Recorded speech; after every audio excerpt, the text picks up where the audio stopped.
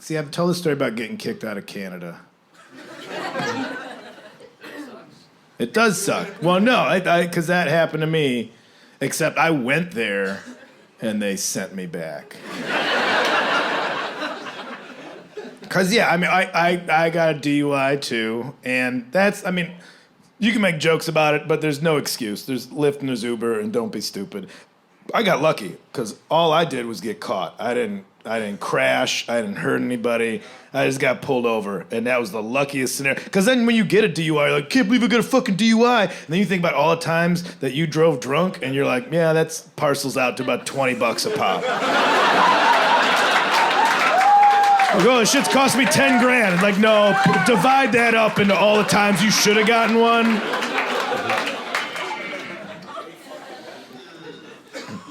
Because I got caught, I got pulled over for doing 5 miles an hour over the speed limit and following a car in front of me too closely, which sounds like bullshit, and it was. I know I got pulled over, and I got pulled over for singing. That's why I got pulled over. Not like how you sing in your car, like how you tap your wheel and you hum a tune. No, 3 a.m, I'm in a white Ford Ranger with a mismatched camper shell, which is already suspect.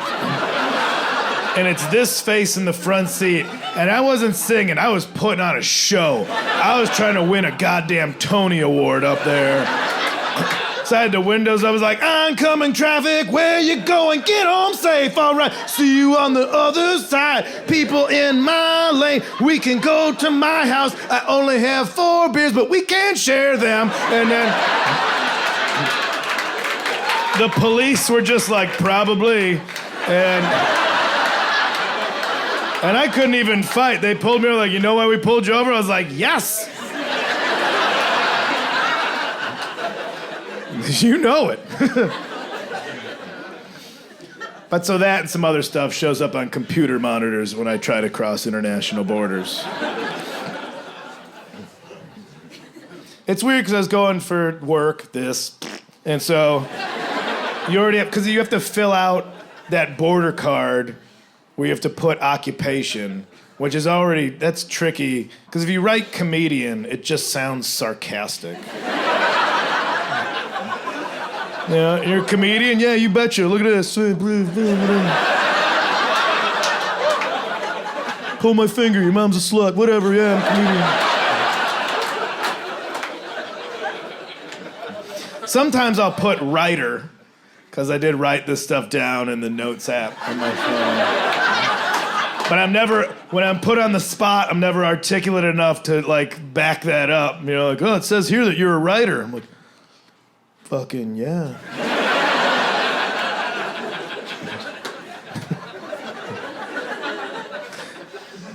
Bet your dick. Did you just say bet your dick? Fucking yeah. Giveaway there is that if you're a writer, you put down author. That's...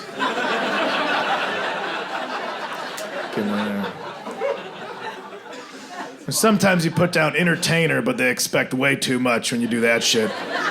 Especially going to Canada. They get all them fucking gymnasts and stuff up there. Like, entertainer? We're unicycle, juggling penguins or something. Top hat full of glitter. So I get up to I was going to Calgary. That's where I was going from. Yeah. A timid woo is all it deserves. Woo! Hey, nobody? Oh, yeah.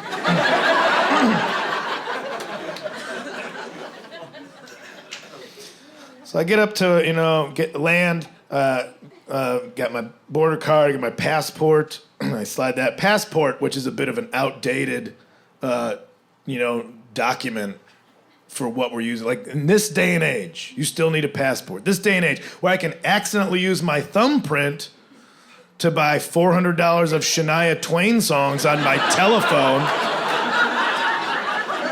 Oopsie, looks like we're gonna find out whose bed those boots have been under. But to travel across international borders, do you have your fun little book filled with little stamps? Do you have your cute little book filled with fun little stamps? Little collectible, colorful stamps? And your fun little book with your fun little stamps and your cute little book. And if you lose it, you can never go home.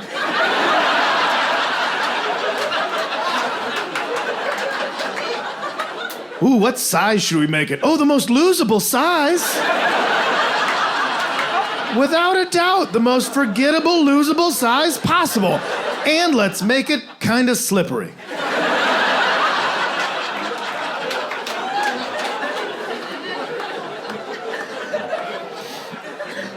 So I give this to the border guard. And she's looking through it. She's like, what happened on this date and this date? And I explain. I'm like, I got DUI, took care of it, paid all the fines, did all the classes. I'm very remorseful, blah, blah, blah. And she just gives it a beat. And she goes, well, we're sending you home. But just matter-of-factly, no explain, we're sending you home. Like I showed up to work with the sniffles. Should get some bed rest, you know? And I was confused because I'd been to Canada since I got the DUI. I'm like, I've been here since then, and I have proof.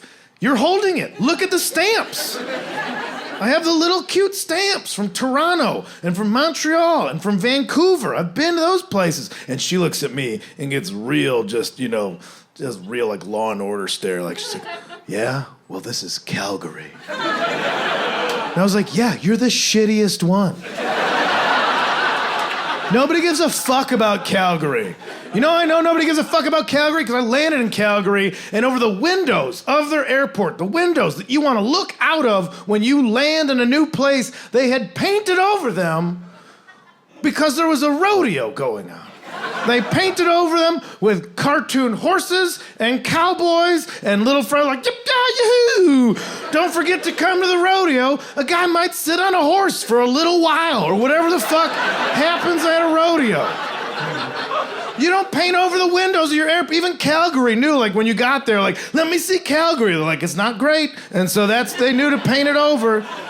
That's not when you can paint over windows of a mattress store on 4th of July. That's when you use window paint. Like, everybody knows what mattresses look like. You don't need to see them. You need to know, like, hey, celebrate your freedom with a good night's rest and get a deal. Or you can paint over the windows of a piano store when it's going out of business, which is always. There's no such thing as a grand opening piano store. It's just one lonely guy going, man, I can't believe nobody wants to buy these living room Cadillacs, 90% off. That's when you paint the windows. But not at an international airport. The people want to know where they're at. And she just tells me, she's like, we're going to take your passport. The next flight back is in 3 hours. If you try to leave the airport, you'll be arrested. And so that's it. You come back here in 3 hours for your ticket and your passport back home. And I was just like, what? It was like so quick. And I was just, And I'm just left to wander the Calgary airport for 3 hours. Prisoner. So I'm like, well, like I said, I don't get political. But I got political because I went to the bar. Because my thought was like, listen, alcohol got me into this situation. The least it can do for me right now is shepherd me through.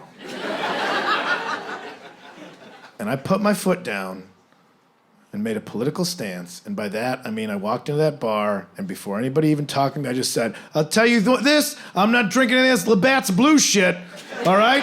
You're not getting any of my money today, Canada. You give me a Budweiser, USA. And then I thought twice about that. I was like, wait a minute. USA's the one who gave me a DUI in the first place. You know what? 2/3 of North America kiss my ass. You got Dos Equis, that's right. Viva la Mexico. Here we go. So I just sat there drinking green beer after green beer. I used up their whole lime. They only get one per season up there. I was like, it's mine.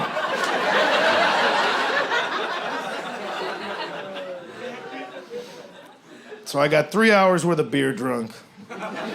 Wandered back to go get my passport and my ticket home. I was feeling a little cowboyed up. I think the murals did it to me. Because I rolled back into that office with a little more Johnny Cash in my blood. I didn't wait for anybody. I just went, I'm Kyle Kinane. And there's a different woman behind the counter. And she just went, yeah, we know, because you're the only one. Yeah, well. And she showed me the clipboard. It was just my name on it. You're the only one that has to leave.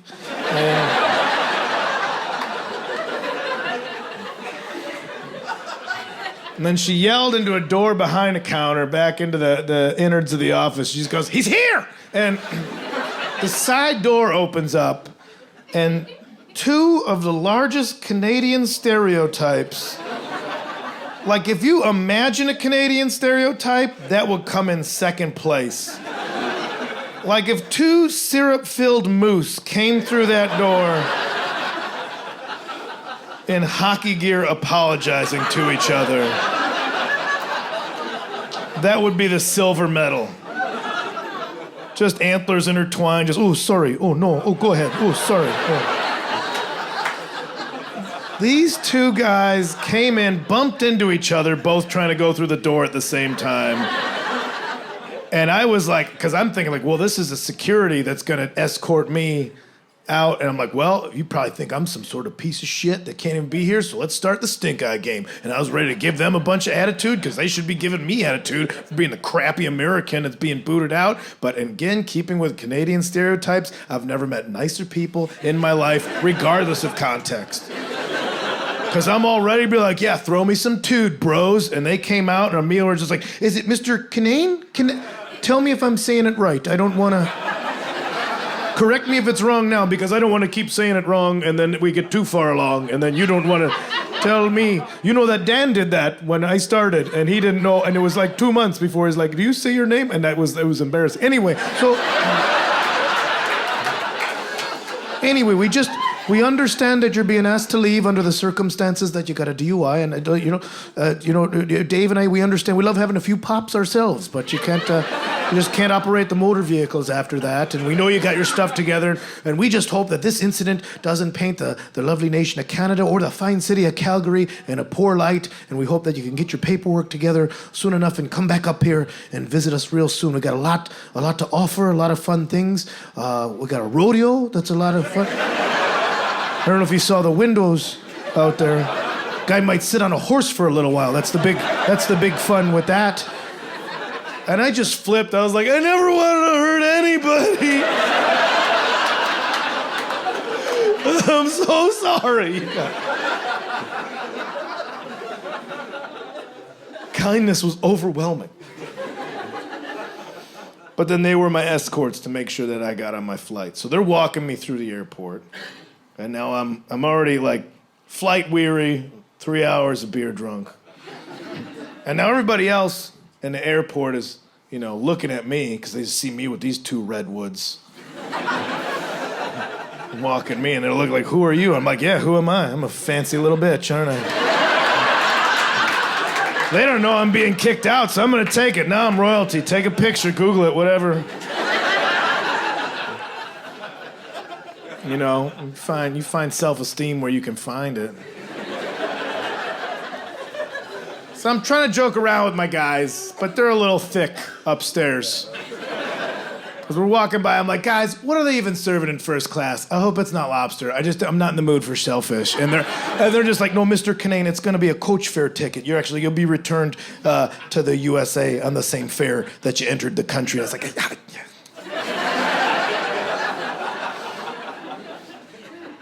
So they let me go to the food court unsupervised. Lucky me. And then I go to the Burger King. I always like to eat at Burger King whenever I'm in Canada or the UK, because I think it tastes a little bit better out of respect for the crown.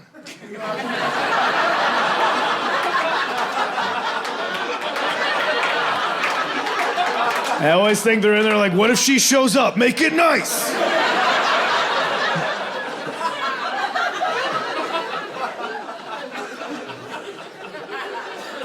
So I walk up to a counter, and it's like, trying to keep it together. But I was like, I would like Whopper. It's enthusiastic, you get excited. It's a Whopper. I was like, I would like a Whopper. And the woman looks at me, and she just goes, no.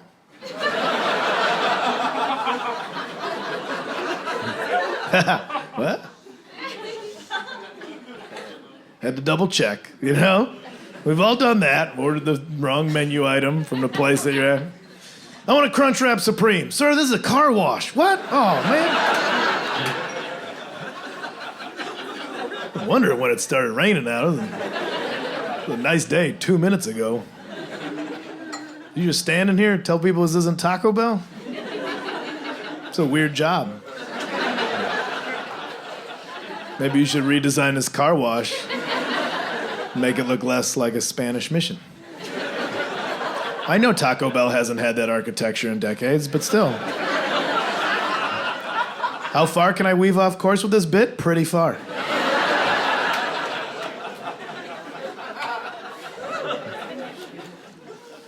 So I look, I'm like, nah, I'm at the right place, and this woman's incorrect. So I go back, I'm like, Whopper. Whopper. And I was like, oh, wait, this is Canada, and it could be one of those parts that speaks French for no fucking reason whatsoever. It's not even a border country. Get it over it, you know? So I'm like, wapapia. Wapapapa. Wapia. Le wapia. Fucking cheese, queso. Fromage. Wapia con fromage. Wapapier con fromage. Double shit, I am hungry. Du wapapier con fromage. Double wapa. Fuck. Double. And I'm just like yelling and spitting at this lady. Wapapier c'est fromage. Fromage du wapier. Du. Fucking two of them.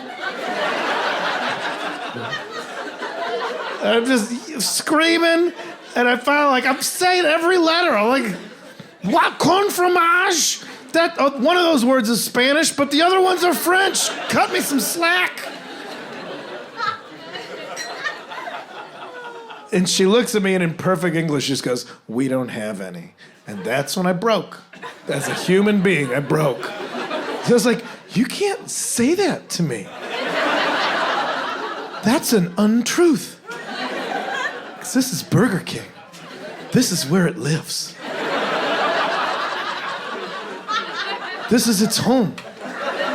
That's your slogan. It's the home of the Whopper. And the Whopper's always home. Whopper's never not home. Whopper never takes a weekend off. Whopper's never like, oh, chicken tenders, watch over the shop. It's been a stressful week. I need to go to the countryside to collect my thoughts. Whopper's the hardest working sandwich in the sandwich game. Whopper's the James Brown of sandwiches. Those are the last two statements I yelled at this stranger. I said, the Whopper's the James Brown of sandwiches. Now you're just fucking with me, Canada. And I ran off, and my two guys were there, and they saw that I was distressed. I'm like, oh, Mr. Campbell. Oh, what was a double Pierre with queso? And she said it doesn't even live there, and she can't even say that to me. And then I ran into the bathroom so they wouldn't see me cry.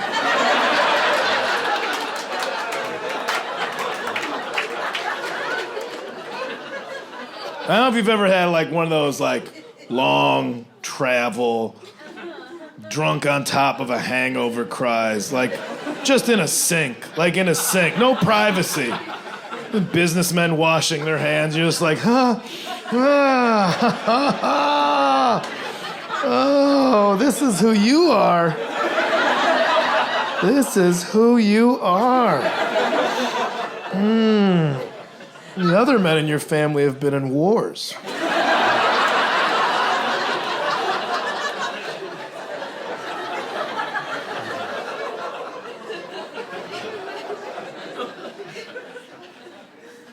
I walk back out. My guys are actually coming back from the food court. They went there to defend my honor. And I was like, all right, now bust my balls. I'm like, what's going on, guys? They're like, Mr. Kinane, we found it very peculiar what you had said about the double, we call them double Whoppers with cheese here. But I don't know if I know you live in Los Angeles and they might fancy it up in the Beverly Hills. But we call them double Whoppers with cheese. And we went over there to find out on account of that is their home and they should be there. And the lady explained to us, she said that because it's an airport location, they only make a certain amount of the sandwiches for the day. And then when they run out of them, that's it, which is unfortunate for a customer like yourself. But they would rather run out of them than make too many of them. And then if they don't sell them, they would have to throw them out. And that's a travesty in Canada. I don't know. Because you don't realize how much effort it goes into making just a single Whopper with cheese there. Because you got to think you have the cows that donate the beef, and then you have the dairy, the cheese from the cows. same if before they died, I guess. I don't know. But I believe there's mayonnaise that would fall under the same category as the cheese, and the people that make the cheese, and the lettuce and the tomatoes and the onions. I don't get onions myself, but Dave, you get onions. Yeah, anyway, so that, and then the farmers and the resources and the bun and the little seeds on the bun. And so we'd rather just not waste any of that and disappoint someone such as yourself. That's how Canada works. And I was just like, you guys could keep my passport. I don't have to go home. I'll live here, and you'll be my gay dads.